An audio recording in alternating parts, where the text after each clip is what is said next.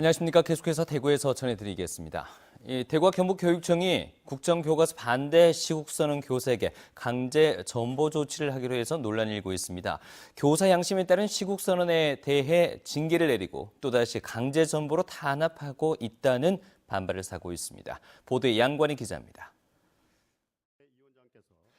대부분 시도 교육감과 역사 학계에서 거부한 역사 국정교과서 도입이 1년 유예됐습니다. 친일 독재 미화 논란과 근현대사 왜곡 등 부실 지필이 잇따라 확인된 데 따른 것입니다. 그럼에도 대구와 경북교육청은 역사 국정교과서 반대 시국선언을 한 교사들을 징계한 데 이어 다음 달 강제 전보 조치하기로 했습니다. 결과를 보고 하거든요. 징계를 받았기 때문에 하는 거지. 징계를 안 받았으면 할 이유가 없지 않습니까? 네. 이분이 이제 국정교과서 관련해서 시국선언으로 해서 징계를 받았기 때문에 할 수 없다, 안 한다 이런 입장이 좀 곤란하죠.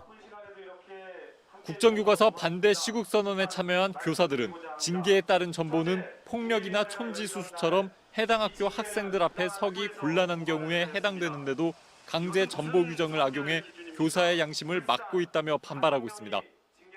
지금처럼 이렇게 국정화 반대 시국선언이라던가 일정 부분 교사의 양심을 지키는 어떤 이런 행위에 있어서 징계 부분은 해당이 되지 않는다고 교육청이 얘기를 했었습니다. 역사 국정교과서를 두고 교육계 갈등이 커지면서 1년 유예가 결정됐지만 유독 대구와 경북에서만 국정교과서를 둘러싼 논란과 갈등은 증폭되고 있습니다. MBC 뉴스 양관입니다. 대구 기상지청은 경북 북동 산간에 5에서 10cm의 눈이 쌓일 것으로 예상돼 대설주의보를 발령했습니다. 오늘 낮 최고 기온은 대구 6.5도, 구미가 6.3도, 안동 3.9도, 포항 6.7도로 어제와 비슷하거나 조금 낮았습니다. 내일도 대체로 맑겠지만 내일 아침 최저 기온 대구 영하 4도, 안동 영하 7도까지 떨어져 춥겠습니다. 새누리당 비박계 의원 29명이 오늘 가칭 개혁보수신당 창당을 선언한 가운데 대구와 경북에서는 유승민, 주호영 2명의 사선 의원이 동참했습니다. 유승민 의원은 당의 정강과 정책 수립 등 신당 창당에 구심점 역할을 수행하고 있고 주호영 의원은 원내대표로 합의 추대됐습니다. 주호영 의원은 개혁보수신당이 자리를 잡기 위해서 지역의원을 영입하는 데 힘을 쓰고 있으며 현재 6명 정도의 의원이 합류 가능성이 있는 것으로 보인다고 밝혔습니다. 군이 오늘 삼국유사 교육문화회관에서 주민 등 600여 명이 참석한 가운데 대구공항 통합 이전 주민 설명회를 열고 소음과 환경 문제의 해법을 제시하고 주민들과 질의응답 시간을 가졌습니다.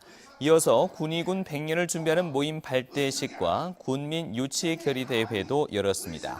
반면 K2 전투비행장 소보 유치 반대 추진위원회 50여 명은 설명회장에서 집회를 갖고 공항 유치 반대 의사를 밝혔습니다. 민주노총 대구지역 본부와 여성단체는 오늘 황금동 아파트 건설 현장 앞에서 기자회견을 갖고 현대건설이 공사장 현장 입간판에 사고 나면 당신 부인 옆에 다른 남자가 자고 당신의 사고 보상금을 써 없앤다고 적은 것은 노동자의 안전과 생명을 조롱한 것이라며 사과를 요구했습니다. 또 이는 여성이 남성에 종속돼 있다고 여기고 여성을 얕잡아보는 천박함을 드러내고 있다고 비판했습니다.